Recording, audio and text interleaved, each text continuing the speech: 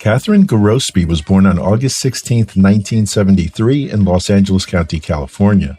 She grew up in the Sunshine State before relocating to Arizona for college, where she decided to stay after graduation.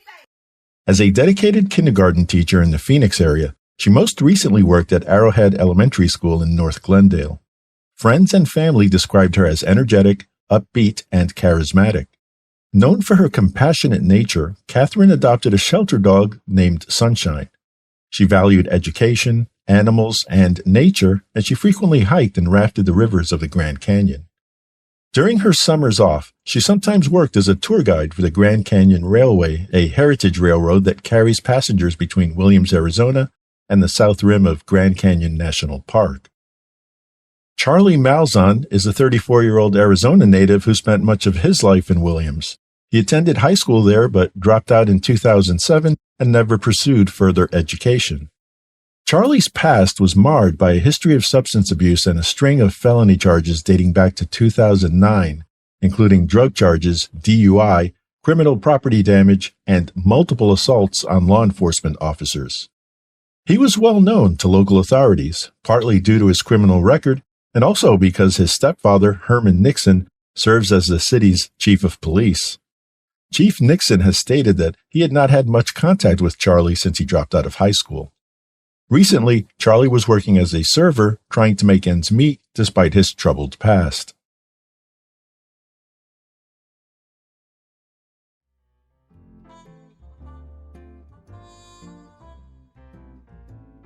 Catherine and Charlie met at the Wild West Junction restaurant on July 10, 2017, where Charlie worked as a server.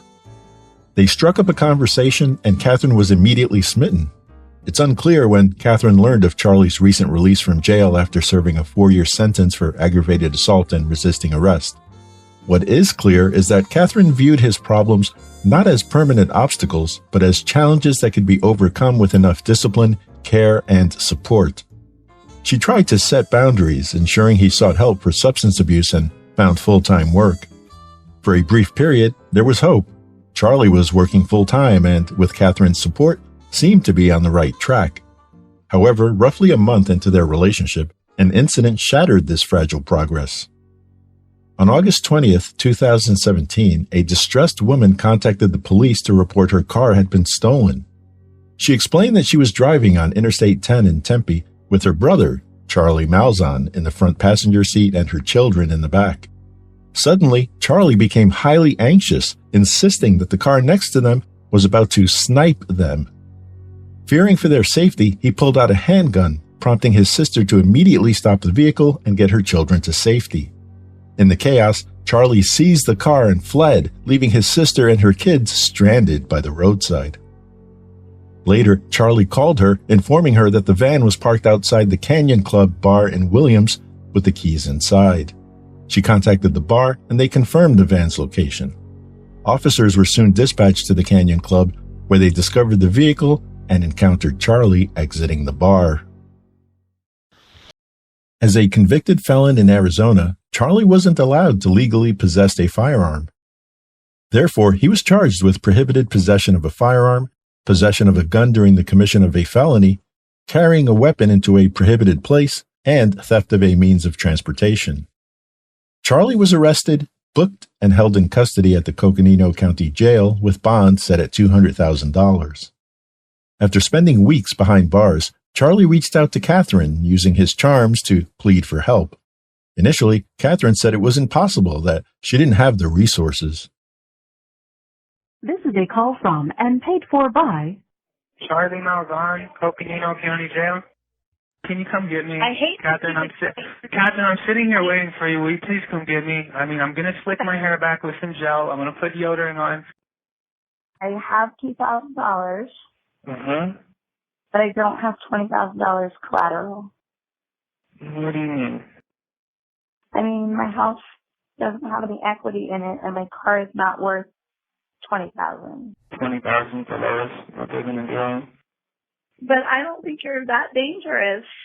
Are you that dangerous? I'll see you tomorrow. Yes. Okay. At what time, Catherine? What time are you coming to get me? I should be there by 3:30 or 4. All right. Well, I'll see you then. I love you, Catherine, all right? I love you too, as well. Initially, Catherine decided against posting bond for Charlie. However, he was relentless and eventually convinced her to change her mind. In an interview with a local news outlet, bail bondsman Tom Watson revealed that he had urged Catherine not to proceed. He was struck by her abundance of empathy and remarkable innocence, which matched that of her kindergarten students. But Catherine saw herself as a fixer, and once she made up her mind, there was no stopping her. On Friday, October 6th, Catherine headed to Coconino County Jail from Phoenix in her white 2010 Toyota RAV4. She told a close friend that her plan was to bail Charlie out, stop for food, and return to Phoenix later that night. She's captured on camera walking into the building at 8:39 p.m., and by 10:12 p.m., Charlie was free and they were headed home. On October 8th, police learned that Charlie had made some purchases with a woman's credit card at a mall in Tucson. He was detained later that day, and when asked to identify himself, he gave the officers a fake name. He then explained to officers that the credit cards belonged to his girlfriend, Catherine, who just bailed him out of jail. Police tried to contact Catherine on the phone for 30 minutes with no luck. After finally giving the officers his real name, they confiscated the items and let him go. A short while later, Catherine's roommate became concerned after she and Catherine's friends and family had not heard from her since she went to collect Charlie. It had been 2 days, and she left without planning for the care of her dog, which was highly unusual. The roommate contacted the police to report her missing. Later that evening, a violent crime spree rocked the campus of Arizona State University. School police reported a man targeting and violently assaulting students. Turning up on the campus of ASU. This surveillance video released by ASU police today showing Malzahn wandering around, talking to students, then entering a dormitory with a 17-year-old female student, passing the security guard, getting on an elevator, not seen, the young woman giving Malzahn a bottle of water and then asking him to leave. According to court documents, Malzahn now admitting he got angry, repeatedly punched the young woman, then threw her to the ground. After the attack, Malzahn then fleeing the dormitory, only to carjack another young woman named Shannon McCrae a short time later. And he said, "Give me your keys or I'm going to bash your face in." With Catherine still missing and Charlie the last person to see her alive, authorities intensified their search for him. Police records indicated that he had spent the previous morning contacting acquaintances to procure drugs and a gun. Detectives interviewed one of the acquaintances, who reported seeing Charlie driving a white Toyota RAV4. The acquaintance also noted there was a significant amount of blood inside the car.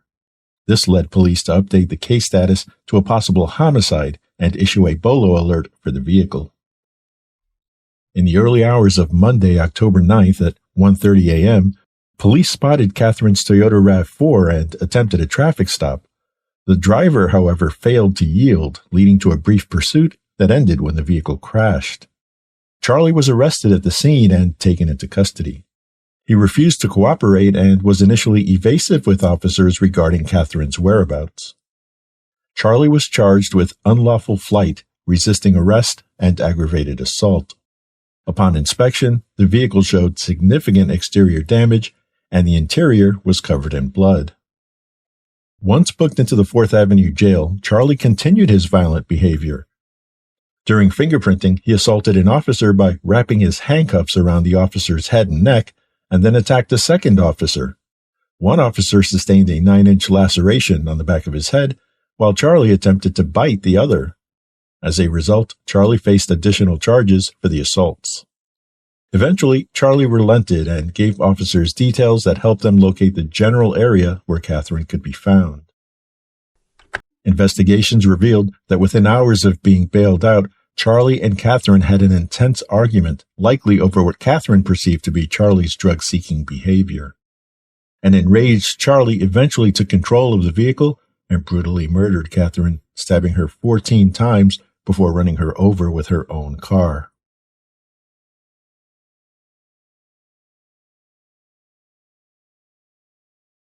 In April 2019, Charlie was indicted for first-degree murder, a charge punishable by death, and he pleaded not guilty. However, after 3 years of delays, prosecutors offered a plea deal. They agreed to drop capital punishment as a sentencing option in exchange for a guilty plea. In June of 2022, Charlie pleaded guilty to first-degree murder, abandonment of a body, and other charges. At his sentencing hearing in July 2022, Charlie received the maximum allowable punishment of life in prison without the possibility of parole. With a heavy heart, Catherine's mother stepped to the podium to make a few poignant remarks. Through her kindergarten teacher's helper eyes, she somehow saw a little boy inside that was hurting, abandoned, betrayed, or whatever, and she was there when the rest of the world was not. And how was this kindness returned? You took the little money she had left, the car she loved, and you destroyed the very body she used to show you affection. You stabbed her over and over, and you ran her over with her own car and then left her body in the desert. These are choices you made in the face of kindness. I just want to say I'm sorry. I know it doesn't change anything, and I really am sorry. That's everyone, I'm sorry. Coconino County Superior Court Judge Dan Slayton had the final word, addressing the devastated family members. You'll leave here with the same heaviness and emptiness you've expressed and that you've felt for almost the past 5 years, but what I've seen here is a tremendous amount of love for each other. I hope that feeling of love and kindness to each other will enable you to find peace. In memory of Catherine Gorospe, her loved ones established a foundation dedicated to turning her senseless death into a source of positive change, focusing on the causes she cherished most: education, animals, and nature. If Catherine's story has touched you and you wish to honor her memory by supporting these causes, please find the link in the description section of this video.